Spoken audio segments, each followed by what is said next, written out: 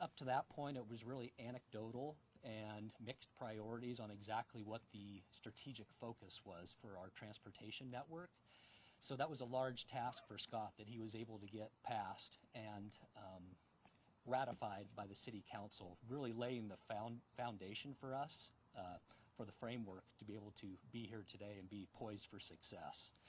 As we move forward from 2005, the focus really shifted to the SR, to SR 14, not only the roundabouts, but prior to that, Phase 1 and the separated grade between the Port and 3rd Street. As we move forward closer to 2017 and 2018, we started looking at a preferred crossing. It originally was identified at 27th Street, connecting the south to the north, which was circuitous to a certain extent.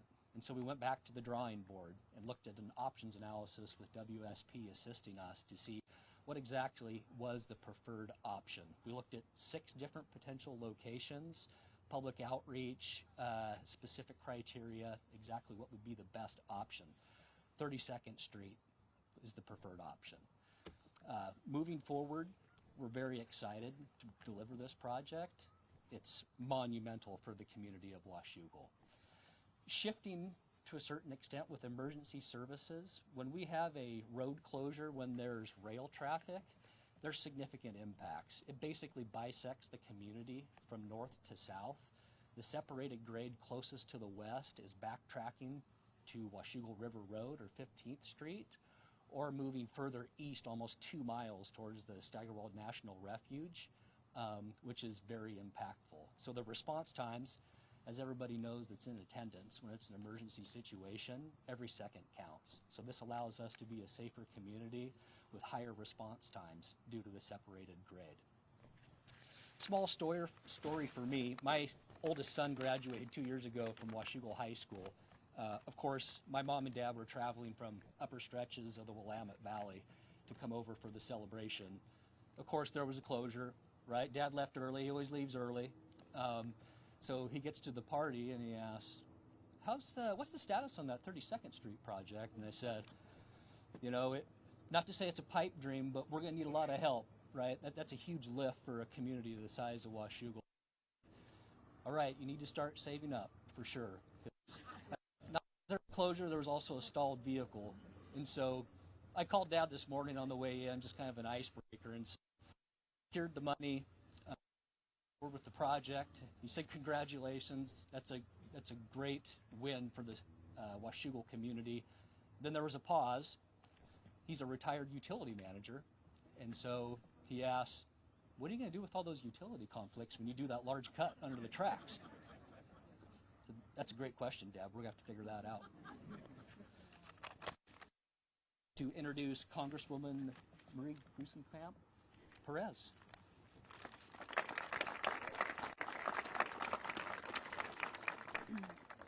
Thank you so much, Director Evers. I could not be more grateful for your leadership here in Washougal. Thank you sincerely for all that you do and all your team does. I'm Congresswoman Marie Gluesenkamp-Perez. It is an honor to represent Southwest Washington, of representatives. And I want to start with a quote from the philosopher John Ruskin. This is actually on the I-5 bridge, and every time you're in traffic there, you can think of it sitting on a plaque above you. It says, when we build, let us think that we build forever. Let it not be for present use alone. Let it be such work as our descendants will thank us. And let us think, as we lay stone on stone, that a time will come when those stones are held sacred because of our hands have touched them, and that men will say as they look upon the labor and the substance of them, see, this our fathers did for us. And I think this points at what America can be at its greatest, where we believe in being the people that make the best things and being the best tradespeople. And projects like these can seem boring, right? It's not what you're going to talk about at the cocktail party, maybe. But there's a real impact this has on all of our lives, and I say on our culture. And so this grant is not just about the railroad crossing, it's about putting forward our best values and supporting our trades and our businesses. you know, like everybody else that lives in Skamania County, I've spent a lot of time sitting on Highway 14, which turns into a parking lot when these trains get when we're backed up here. And there is not a resource more valuable than your time, the time that this is going to return to all of us, with our families, with our jobs, with our communities. And the safety implications of not being able to get first responders through. I think we've all felt the sense of panic when we see an ambulance behind us that can't get through, because we know that could be our loved ones, it could be us, it could be our neighbors. And so I want to sincerely thank the leadership at the City of Washougal, at the port. This is a team that works together phenomenally well and are doing incredible things for our communities. And I'd like to sincerely thank Secretary Buttigieg for your leadership in supporting this project, and Senator Cantwell, who truly has been a champion for Southwest Washington. Thank you all sincerely.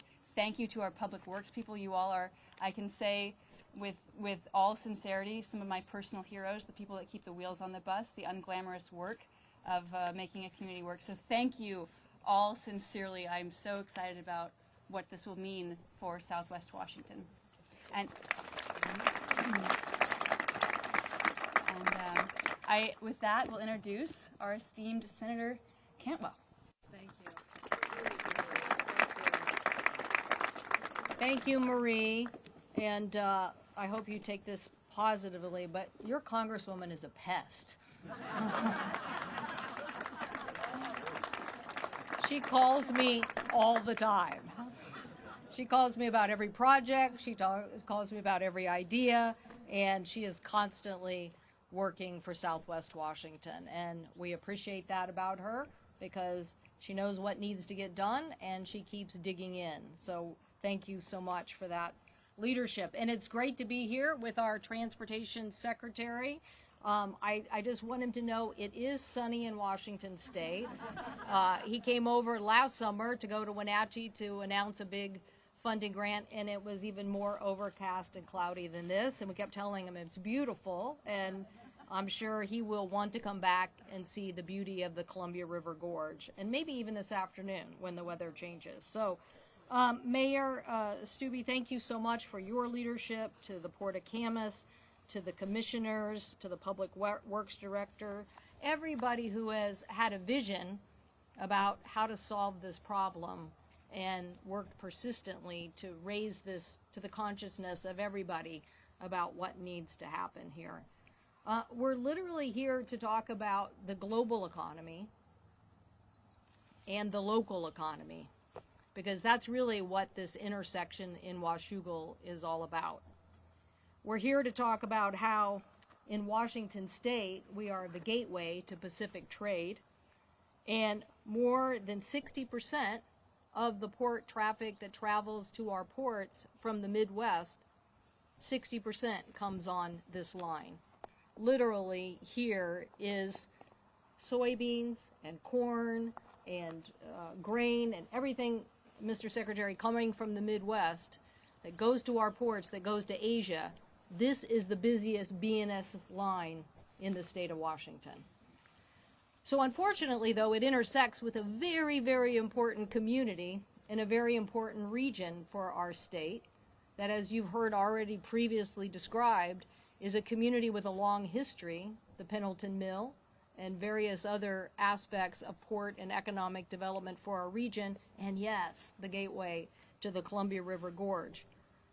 But how that intersects with our local economy is that 45 trains passing here every day means it's hard to have our port, our city, and the rest of the community function. So that is why we needed to do something. In fact, in 2017, there was a study done. I want to mention the Transportation Secretary is here. Thank you, Transportation Secretary Millard from the state.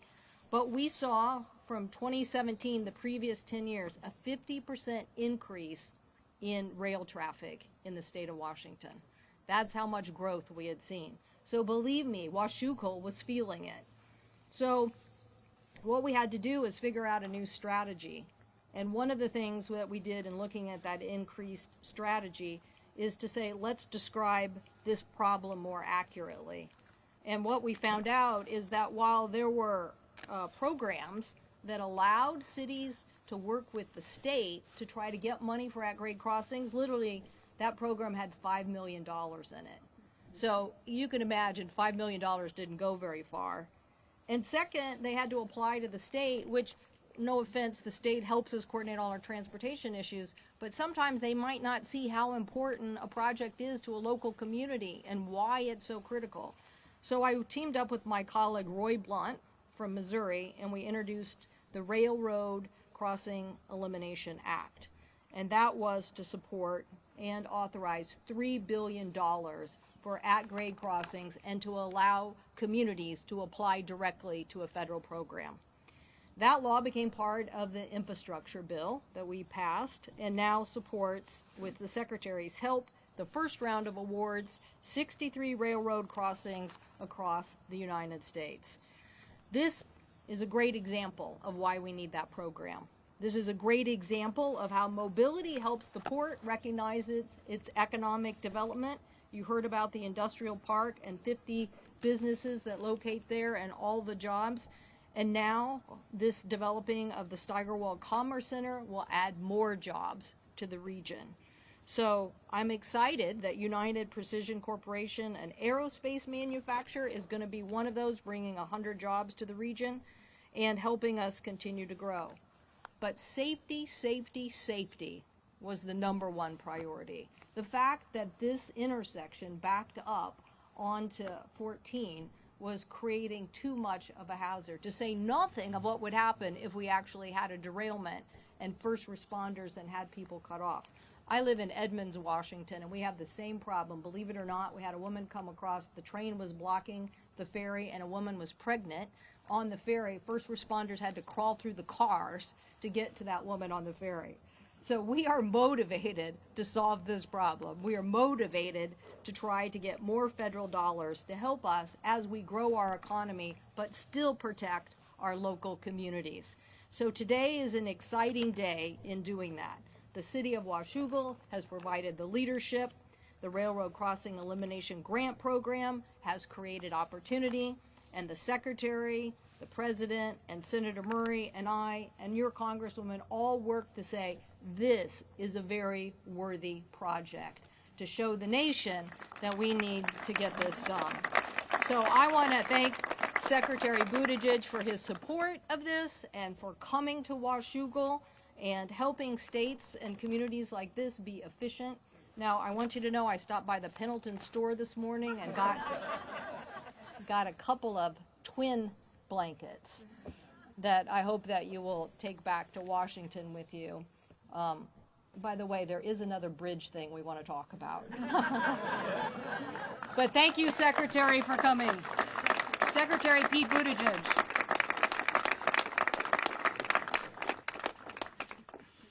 Well, thanks very much, Senator Cantwell. You all know this, but you are represented by an absolute powerhouse in Washington and the other Washington, chairing the Commerce Committee. Indeed, too, because Senator Murray, who we were able to spend time with yesterday, has been such an important part of all of the good things we've been able to do.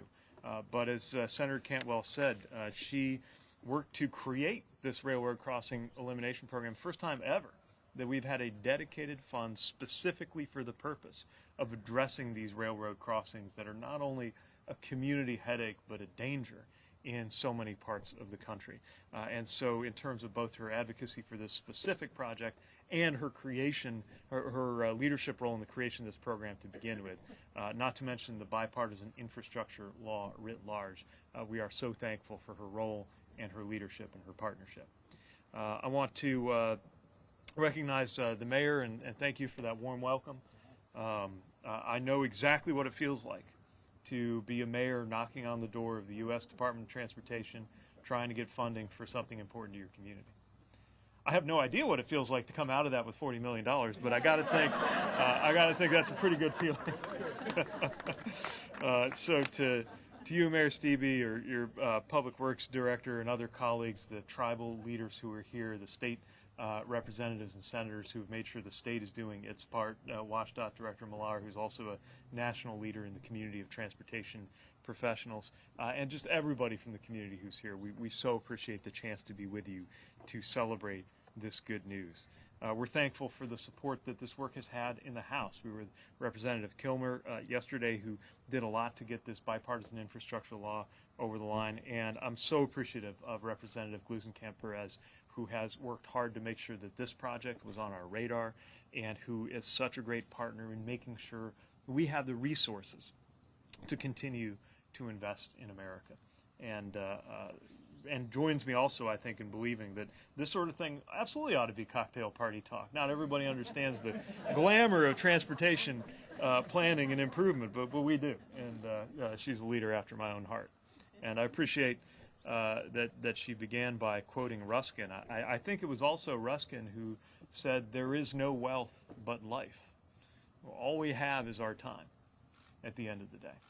And it matters in a very deep sense whether you spend any given minute of your time investing it in whatever brings most meaning to your life, being with your children, building your business, deepening your studies, practicing your faith, whatever matters to you, doing that rather than waiting behind a stuck crossing on your way back from Safeway to the south side of the tracks.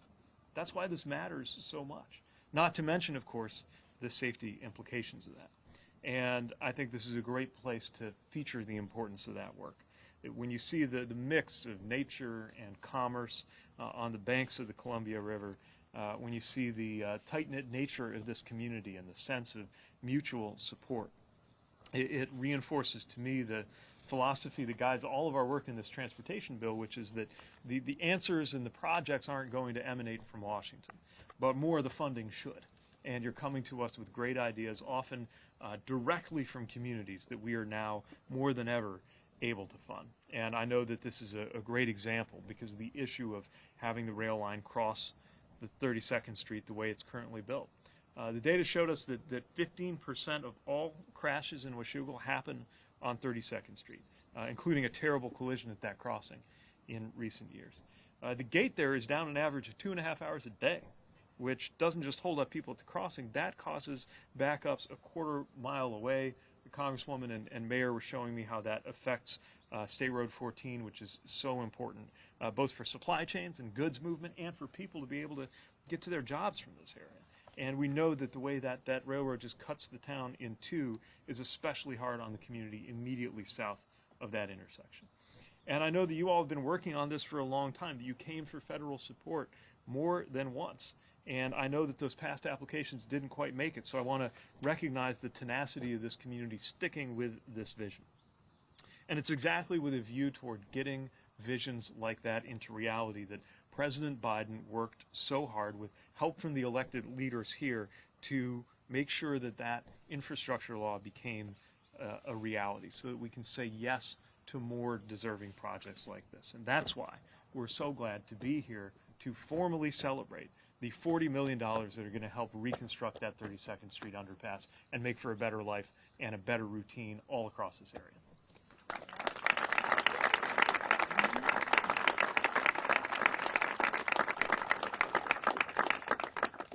This underpass will have dedicated separated lanes for biking, driving, and walking. It's going to make the possibility of a collision with a vehicle or a pedestrian, well, it's going to cut that down to zero at that crossing. It's going to reduce crashes all along 32nd Street. It will mean people across eastern Clark County get that time back in their day with less congestion on the road.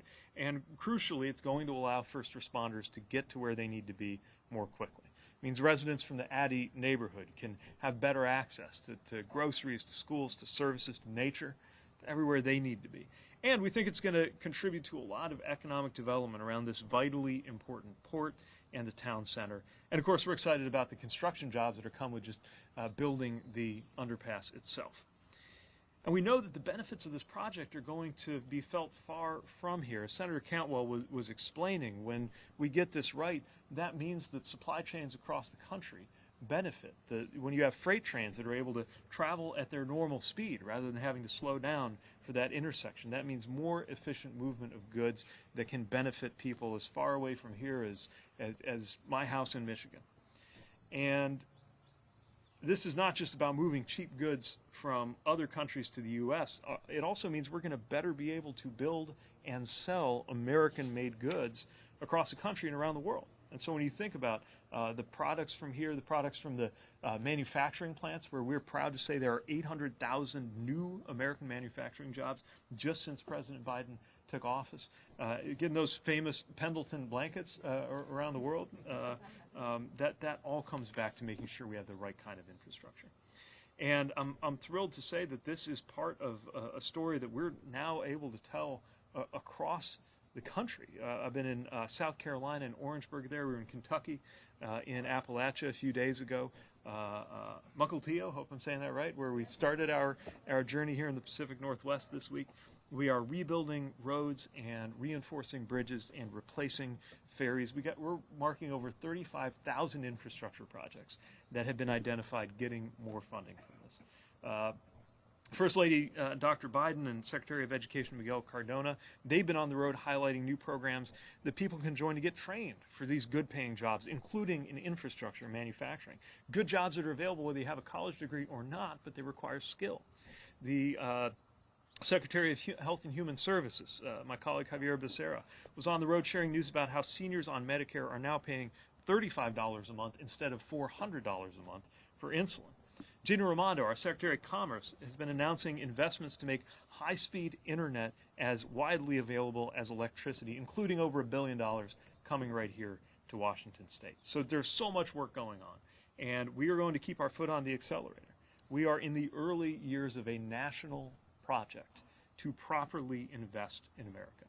And it's not going to happen with the stroke of a pen or any one action in Washington, D.C.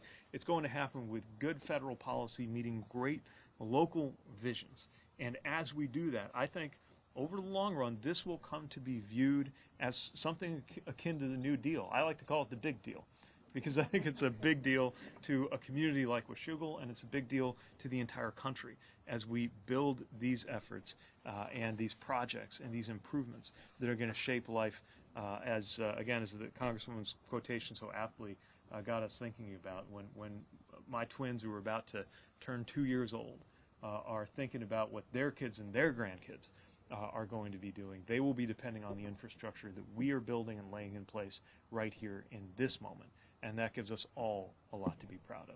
So thanks for the chance to celebrate this with you, and congratulations to this community for this great day.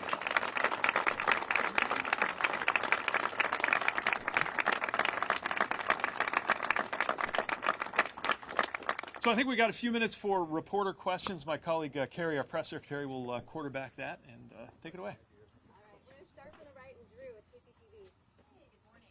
I was wondering why it's important to you in the Department of Transportation to invest in communities the size of Washougal, that they've been passed up for funding before, and what is it like to actually be here, hearing from the community, being in the community, that's going to benefit. Well, a big focus for us that President Biden has made clear to his cabinet that he wants us to focus on, and that was very much in the legislation that Senator Cantwell and others crafted, is a focus on making sure that communities of all size can benefit. Often it's in a small community that you see in particular a single spot, that intersection, that crossing, that railroad, that something that is a pain point that could be transformed into something that makes everybody better off.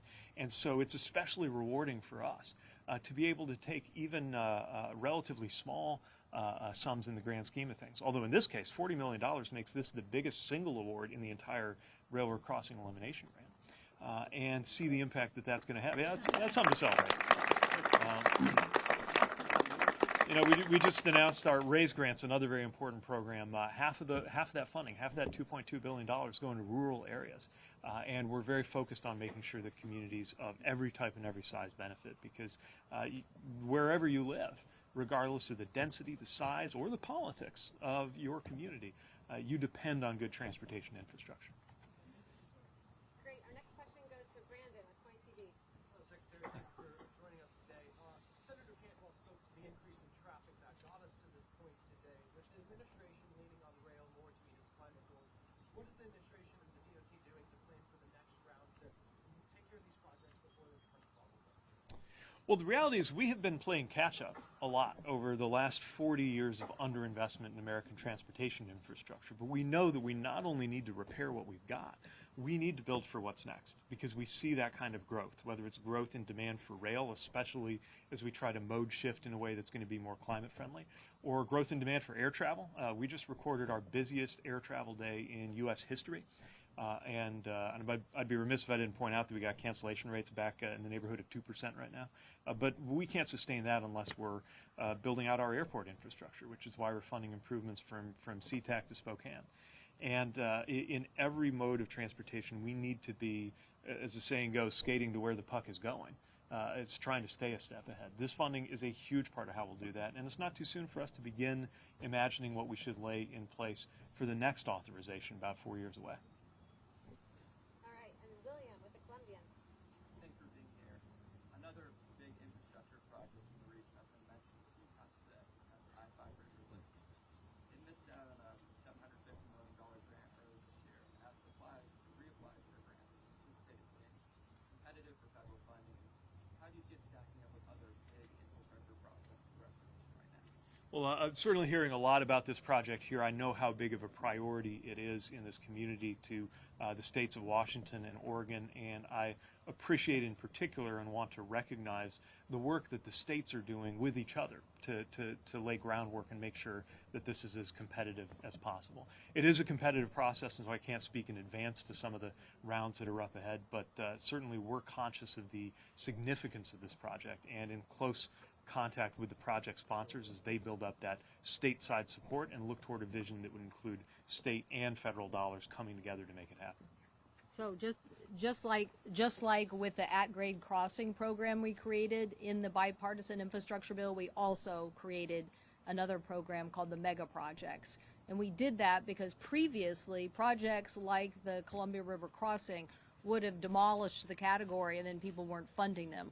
So we wanted to make clear, this is probably the largest infrastructure investment in 30 years in our nation, the bipartisan bill, that we had to start addressing mega projects.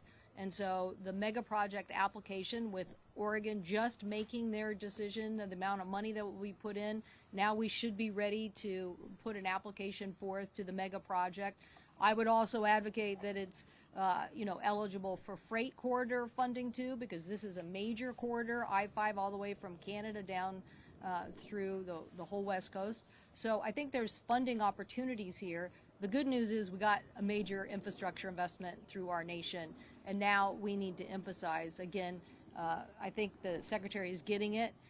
We're on the Pacific, in the era of the Pacific, and there's a lot of growth that comes right through here, and we have to have the infrastructure to support that economic development, not just for our region, but now for the whole nation. And I guarantee you the I-5 bridge will be one of the most significant economic development project opportunities in our nation to increase economic development capacity and surely quality of life here in the Northwest.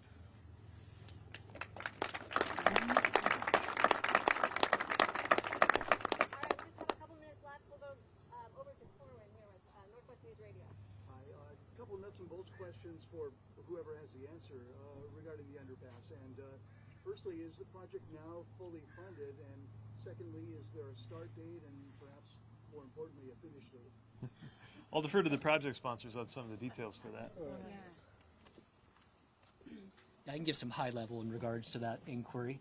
So for the estimate, which is very, high level to a certain extent, we're looking at a full wrap expense on this project around $55 to $60 million. That's in today's dollars. As we know, the market escalators and the climate that we're in is pretty volatile, not only product, but labor and competitive bid, depending on how we procure the specific project. We're actually in the midst of putting out an RFP/RFQ for assistance on the preferred method to procure, whether that's a classic design bid build, a DBB, or a progressive DB. So we're looking at all the options. In regards to timeline, it's still pretty fluid. We're looking at probably a 5 to 6 year timeline, depending on the environmental review, the NEPA-SEPA process. But somewhere around 28, 29, we should be seeing some improvements on the ground at the underpass. Great. And our last question goes to John with Heart every one of our leaders spoke about the most precious thing to people is time. And 15 miles to the west of here, the Interstate 5 bridge has brought an awful lot of attention as the single largest transportation and infrastructure project in the region's history. The bridge is a 3-lane bridge that is over-congested. They're going to replace it with a 3-lane bridge. The project sponsors have already said morning commute times will double. If we're building for the future, for our children and our grandchildren, where's the value if we're not looking forward to the needs of the region for the next 50 to 100 years? Well, I don't want to get into the detail of project design and something that's still being proposed and likely to come before the department. But what I will say is that we got to do two things at once. We've got to maintain what we have, repair it, get it back into the shape it needs to be in, so that we don't take a step backwards and lose the capacity that has been built. And we have to more smartly manage the capacity that we have. And that's why we're looking to visions that not only include the right kind of throughput for vehicle traffic, but also incorporate all of the different modes that need to be part of the picture so that congestion can be mitigated and managed. There are some problems that, in addition to making sure you have enough capacity, there's just not enough asphalt in the world to pave your way out of. And so we've got to make sure that we're not only enabling vehicles to move, but giving people great alternatives alongside that with active transportation and excellent transit, so that the system as a whole can absorb that increased traffic. And I'm looking forward for that to be contemplated in the different visions that state and local leaders bring to our department for consideration for funding. Yeah, and it shouldn't be lost on anybody that part of the infrastructure investment here in Clark County and in other parts of this region is about more economic development on this side of the river. Okay, so we're not looking to the future as every job is going to be on the other side. We're going to promote a lot of economic development right here. All right. Thanks again, everybody. Really pleased to be with you. Really enjoyed it. Thank you. Good job. Yeah. Thank you. Good job. Okay.